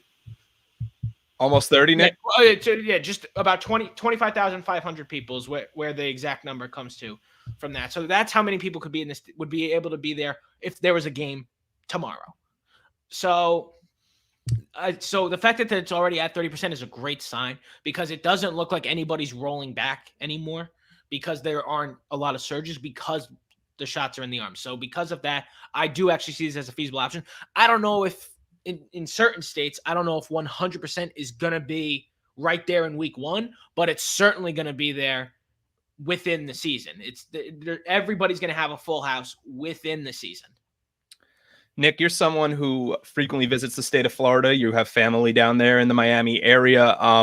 So as one person's opinion, I thought when, the rules were maybe a little more relaxed in Florida, where the Jaguars, the Buccaneers, and the Dolphins were allowed to have fans in the stadium. I thought maybe last fall, it was a little early to start incorporating that. But do you agree with Rob's point with the number of fans, like with what Roger's saying in terms of having full stadiums for the start of the 2021 season?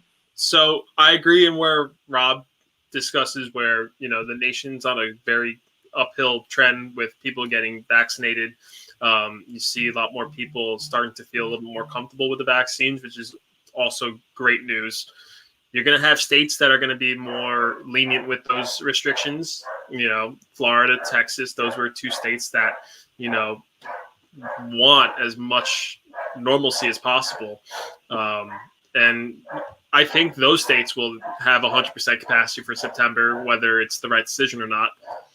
It's just the track that they've been on since the Super Bowl, to be honest with you. I really think by the time it's September, New York, New Jersey, since they've been a little bit more stricter with restrictions, I think 50% is even a win for them right now at September. It's not risky. I think it's enough people to have like an atmosphere for an opening day. Granted, it's not 80,000, but 40,000 will make noise. 40,000 makes noise in Citi Field and Yankee Stadium. So sure, it's plenty of noise to be in the stadium for sure. But yeah, I think by the time the season is over, we could get to 100%. Absolutely. But we have to continue to be where we're at with vaccinations, and we have to limit the variants and the surges that are going to come with this virus. It's unfortunate, but that's how science works. And if we don't stay on top of it, then we, risk having some setbacks. I think we're all hoping that, especially just because of the way football is in this country and how everybody is tuned in to whether it be Red Zone or their favorite team at 1 o'clock, 4 o'clock, 8 o'clock Eastern time on a Sunday. It shows how important it is that we all try to return to some kind of normalcy and really try to get fans back in the stands, but do so in the safest way possible. Want to talk a little bit NFL draft here, and by NFL draft, we saw a couple of weeks ago, we saw a lot of movement early on in the draft order where we're seeing Miami move down, the Eagles move down, the 49ers, who we expect Jimmy Garoppolo to be the starting quarterback for the San Francisco 49ers on opening in week 1.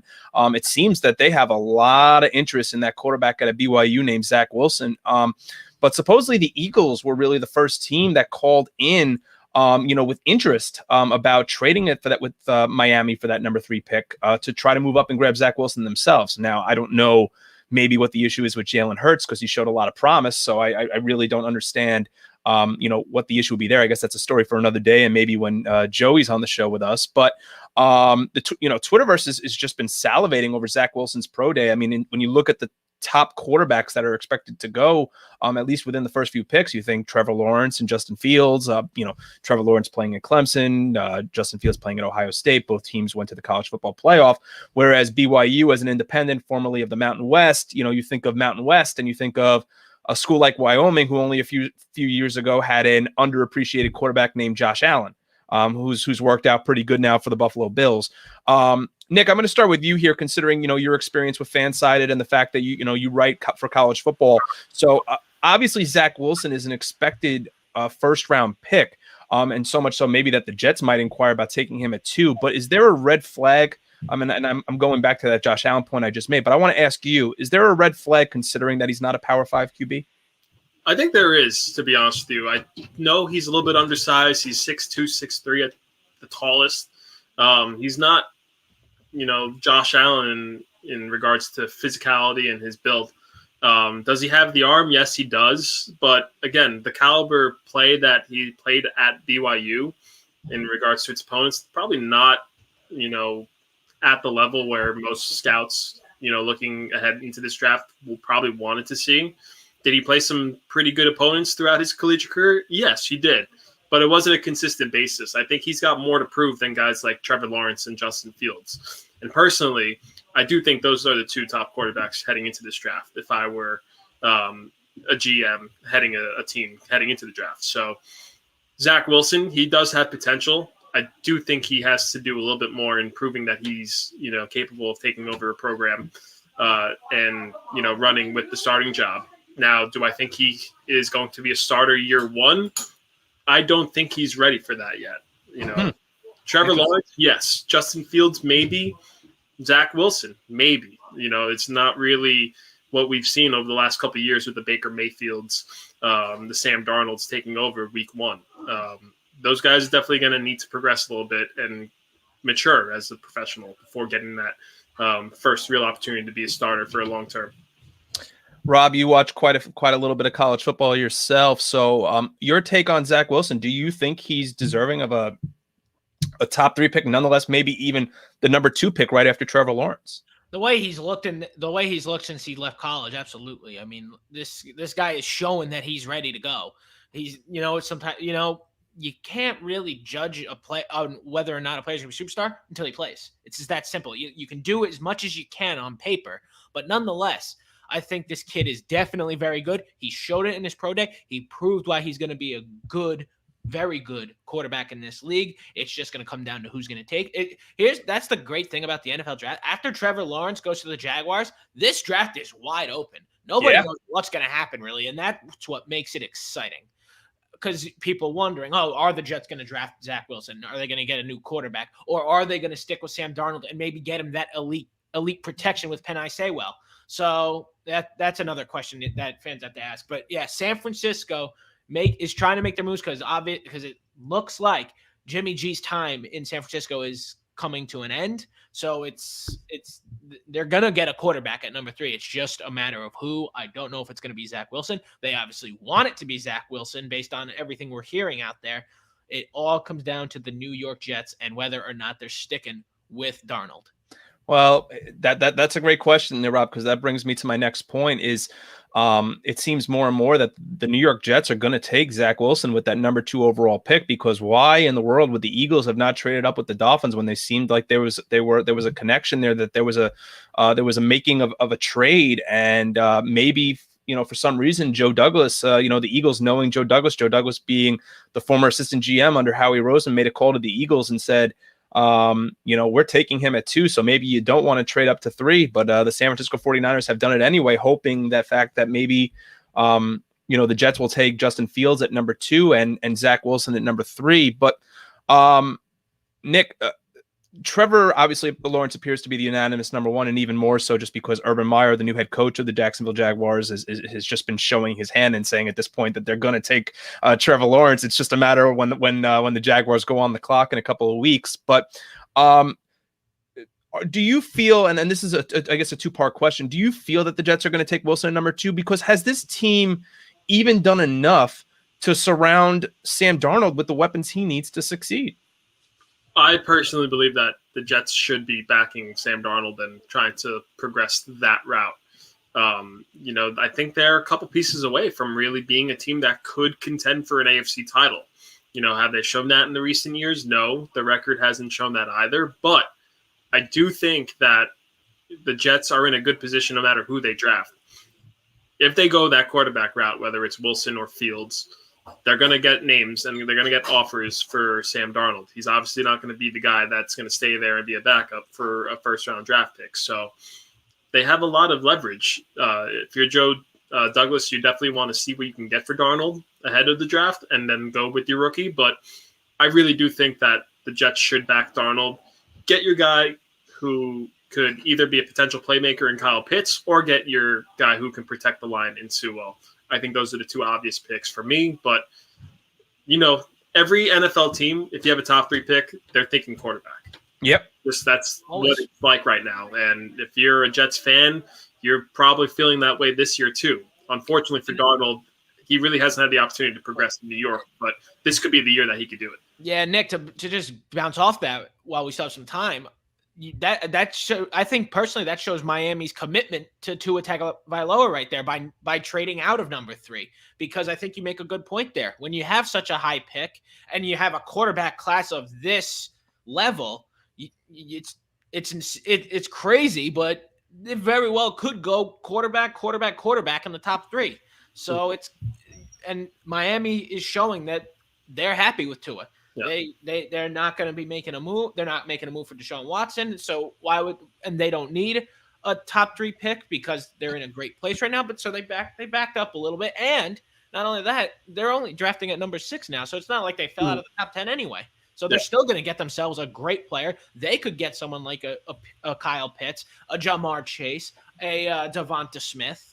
Get a nice big weapon. Waddle's on the board. I wouldn't be surprised if Waddle goes top 10. I really do think the Jets have a great opportunity to give that piece that Darnold needs, whether it's those 4 guys that we mentioned. Well, that's my question really to the two of you is, and I feel like this is the ongoing rotating wheel that we see that is the New York Jets and their front office, no matter who the general manager is, because the same two owners sit in that owner's box every single Sunday.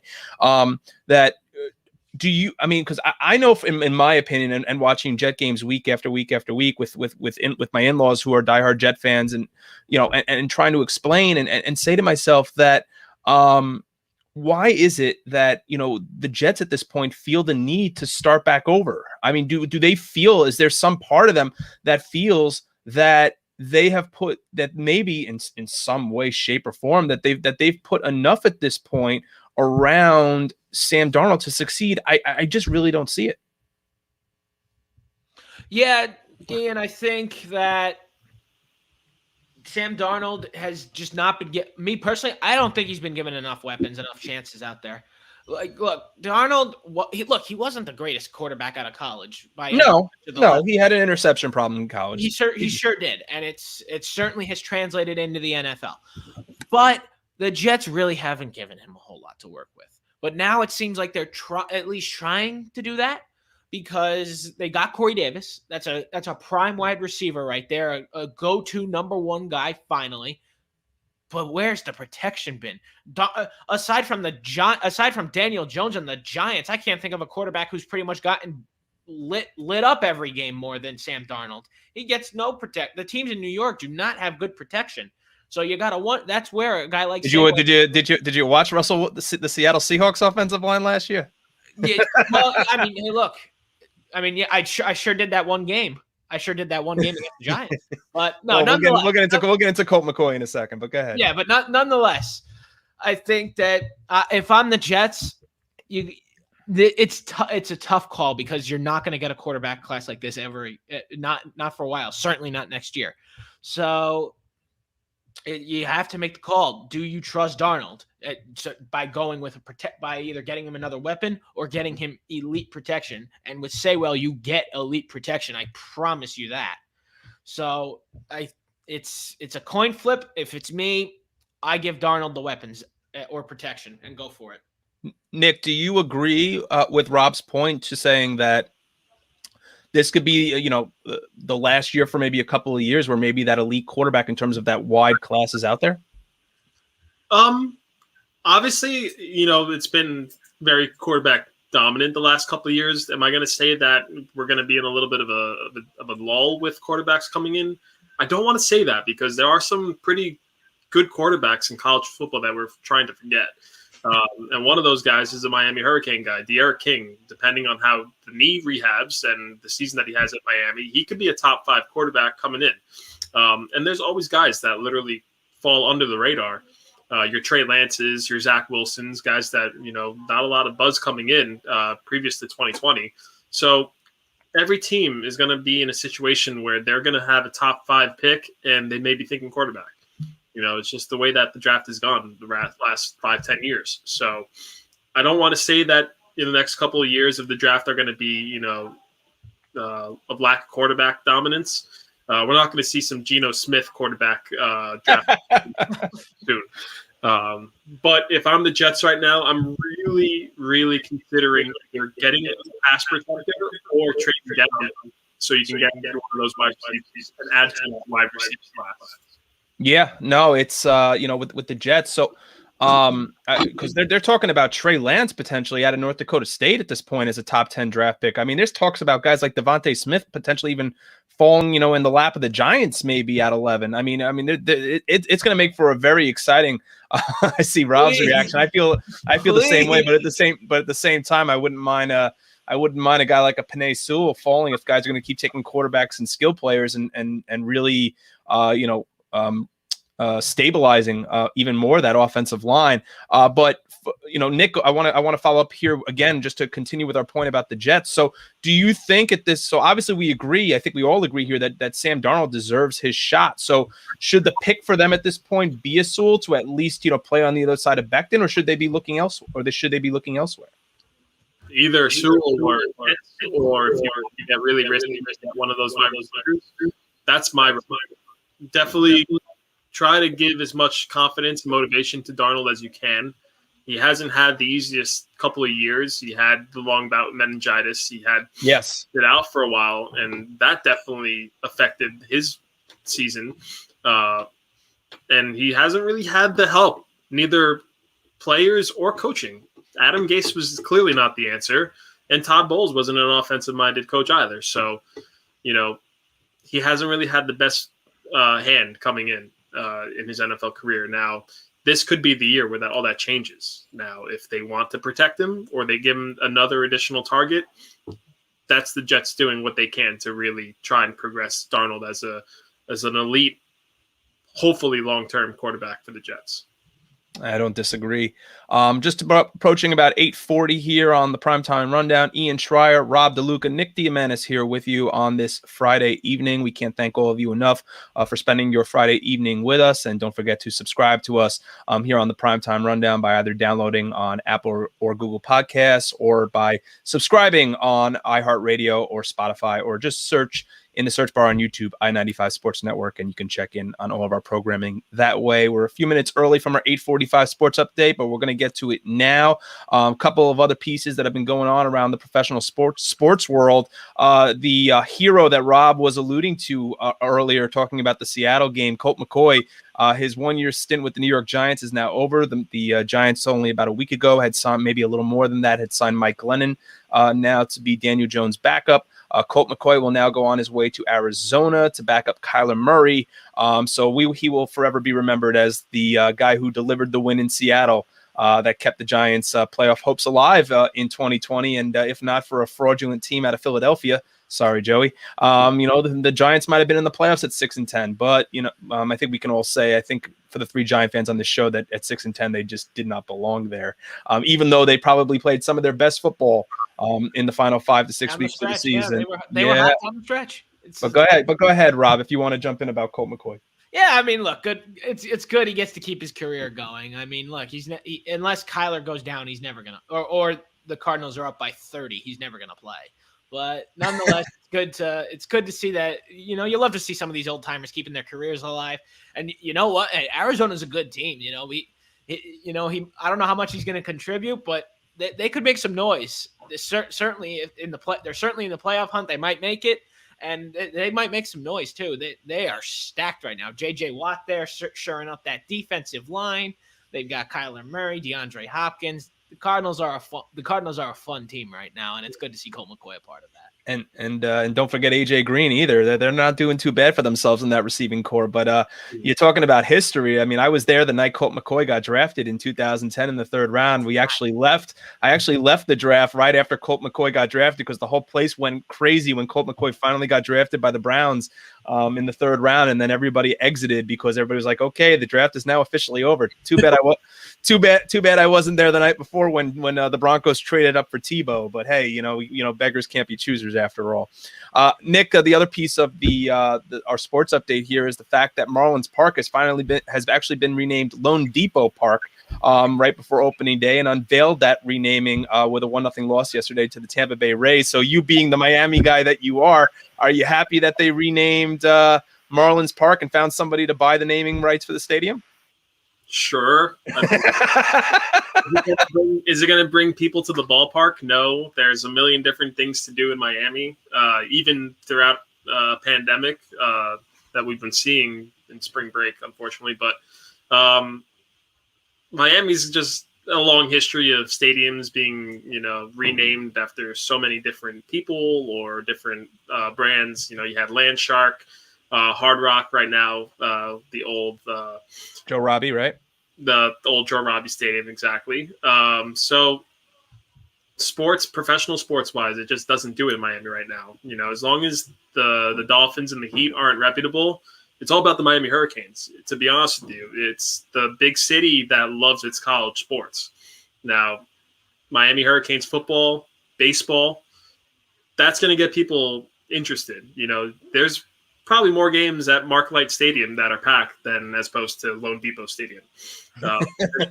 Not much doing it for Marlins fans right now. Can they get there? Yeah, absolutely. With Derek Jeter and his team involved, they proved it last year. They have something going with their farm system. And if you look at their roster right now, I would say 90% of those guys are under 30, and about half of those guys are really right there on the cusp of hitting their prime. That rotation with Sixto Sanchez, Alcantara, Pablo Lopez, those are guys that are going to be legit MLB starters for a long time. So the Marlins just have to add pieces together. They're going to have to scratch and claw like Tampa does, Oakland, just try to get those rental guys and see what they can do with them. And they did with guys like Aguilar, Corey Dickerson. They've added some of those names to keep that lineup somewhat viable in the NL East. But is the naming rights going to bring more people to the stands? I think at the end of the day, probably not. But it is Miami, People want to be outside and do things in Miami, so we'll see. And I'm sure the part that always gets the University of Miami fans is the fact that Marlins Park is built on top of the old Orange Bowl. Oh, yeah.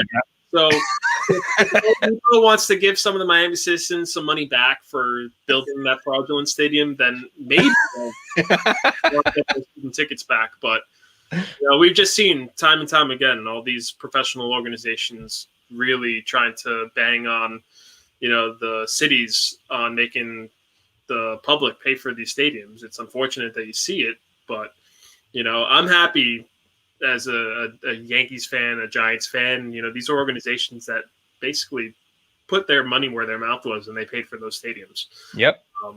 And they did it the right way. I feel bad for a lot of people living in Miami. My grandparents, for example, they literally gave up their season tickets just because of the stadium.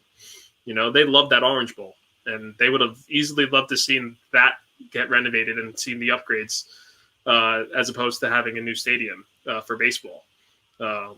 It just wasn't the right location, wasn't the right timing, and it was a money grab, and it really hasn't done much since. So, Miami baseball is going to be where it is for foreseeable future, and hopefully they get some wins in and have some seasons where fans get more interested.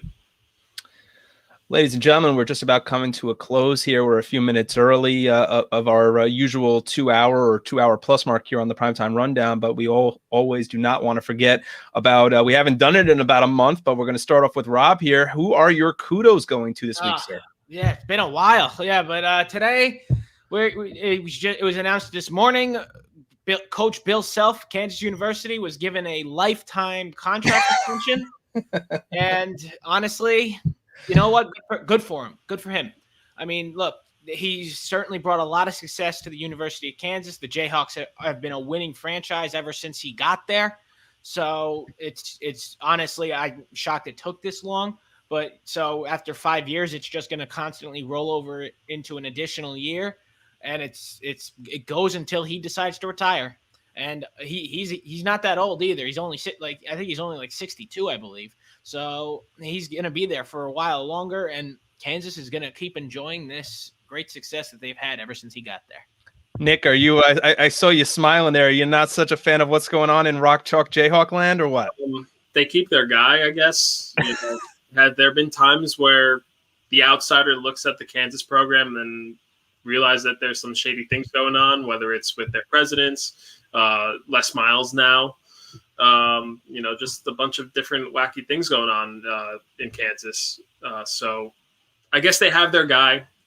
I don't see another face like a Bill Self coming in and doing what he's done with that program. So in a way, it keeps the fans happy, and in a way, keeps them a very competitive team nationally. So I guess it's the right move for them.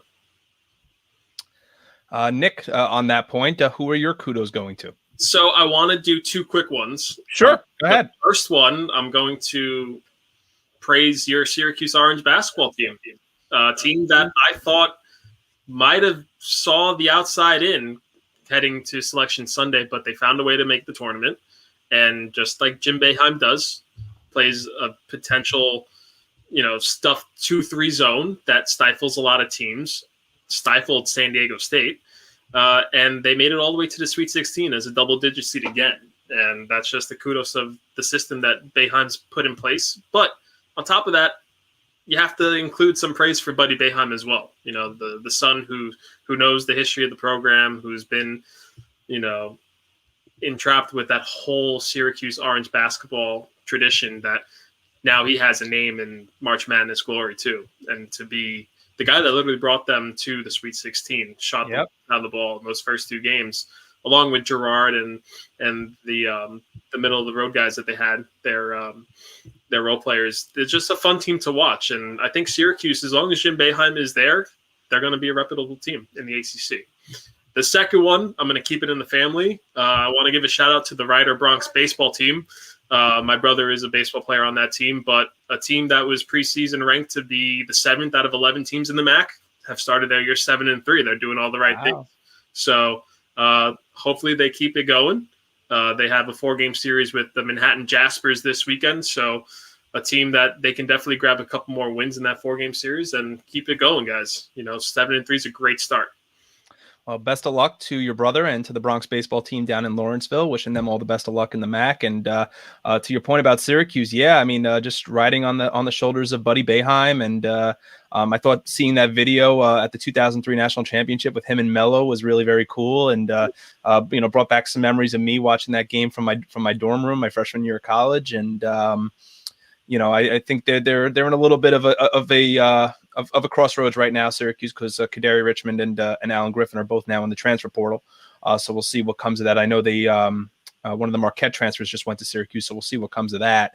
But those are a couple of the key role players. The fact that Quincy Guerrier is still there is going to be a big part of that as Buddy Boeheim comes back for his 4th and final year. And we'll see at the end of next year, because I believe Boeheim is 18 wins now after all those wins got vacated, is short of 1,000. I believe he's 18 wins short. So he should get there. Yeah, he should get there next year. And he did say that, or the rumors were that after both his sons graduated, because his other son is at Cornell, and they're both going to be entering their final year of eligibility. I believe because his older son at Cornell is going to get a year back because of the waiver eligibility regarding a missed season. They'll both finish up next year, and maybe once Jim Boeheim hits 1,000, that'll be the end of it for him as well. We'll see.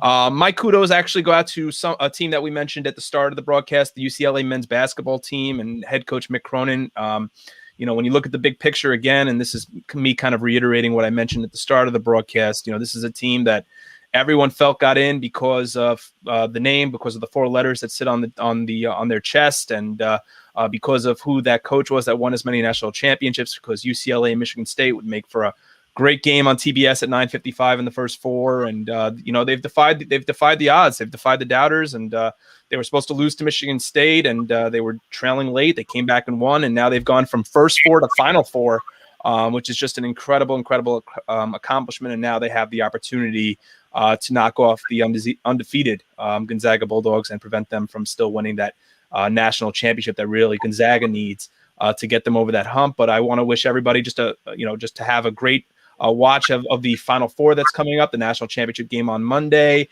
So it really should be a lot of fun, and we'll look forward to recapping it with you all next Friday right here on the Primetime Rundown. Nick Diamanis, ladies and gentlemen, writes for Fansided, former athletic communications grad assistant at St. John's University. Nick, we can't thank you enough for coming on this evening with us and for really just offering up all the knowledge that you did. It's truly appreciated. It was a pleasure. Thank you for having me, and hopefully this isn't the first and only time. No, it definitely will not be. And but the way you were talking about the Giants, we might have to have you on again down the road when we start previewing the football season, if not sooner. New Jersey will be on. Rob, any last few notes before we close up the night here, sir? Another great show. Happy to bring the audience our live content once again. It's good to be back live once again, and can't wait to do it again next week. Yeah, we're very excited that we're back live here with you all, and hope you guys all enjoyed the 3 specials that we aired. The first one being our March Madness special. So if anybody wants to go back and watch that broadcast, you can, as well as our free agency special for the NFL. And then if you were tuning in on Wednesday, you saw our opening day special with myself, Rob DeLuca, and Joey Jarzynka and Casey Bryan as well. But before we go, ladies and gentlemen, we wanted to let you know what's coming up on the Eastern Observer. We have amped up your wrestling fix with the daily wrestling news show with Minutes to Bell Time's Ryan Joy every Monday through Thursday, starting at 10 a.m. And then don't forget, this Tuesday night, the guys are back as they are every Tuesday. That's Al Carl, John Smith, Tyler Adele, Ryan Joy, John DeConi, and Gary Miheffi for the Essential Wrestling Podcast, with coverage beginning at 6 p.m. And then the wrestling doesn't stop there, ladies and gentlemen, as the main event of the year for the WWE. WrestleMania is coming up on April 11th. So on Saturday, April 10th, the guys will have their WrestleMania preview for you at 12 o'clock, and they'll be getting you ready for wrestling's main event. And then finally, ladies and gentlemen, Joey, Rob, myself, we'll be back next Friday with episode 53, number 53 of the Primetime Rundown next Friday, April 9th, right here on the Eastern Observer. And all programming can also be seen on the I-95 Sports Network and Zingo Television Channel 198. And be sure, once again, please subscribe to us on Spotify and iHeartRadio, or download via the iOS or Google Play stores, or on YouTube. Please search I-95 Sports Network. Ladies and gentlemen, one more time, from my co-host, Rob DeLuca, our special guest, Nick Diamanis, I'm Ian Schraier. This is the Primetime Rundown, and we'll see you next time.